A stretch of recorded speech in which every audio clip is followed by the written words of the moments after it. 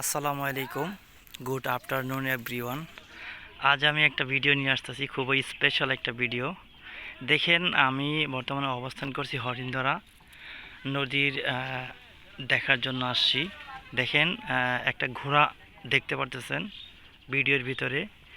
এই ঘোড়ার আমি রিজনটা বলতেছি। নদীর ওপার থেকে নদীর ওপার থেকে ঘোড়াটা ছুটে আসছে। ঘোড়ার মালিক নদীতে নেমেও ঘোড়াটাকে ধরতে পারে নাই।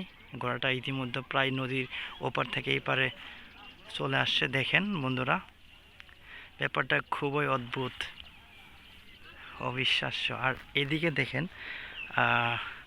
বন্যায় খুব সুন্দর একটা বাড়ি ভেঙে দিয়েছে। খুবই দুঃখজনক ব্যাপারটা। আমি যেটাকে ফোকাস করছি সেটা হচ্ছে ঘোড়া।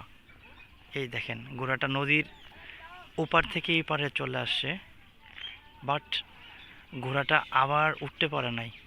একজন ধাওয়া করছিল এই পার থেকে, সে আবার নদীর মাঝপথে চলে যাচ্ছে। ভিডিও সাথে থাকার জন্য ধন্যবাদ। আমি দেখি শেষ পর্যন্ত ঘোড়াটা কোথায়, কোন পর্যায়ে যায় ঠেকে, নদীর এই পারে থাকে নাকি মাঝপথে থাকে। বন্ধুরা, ভিডিওর সাথে থাকবেন।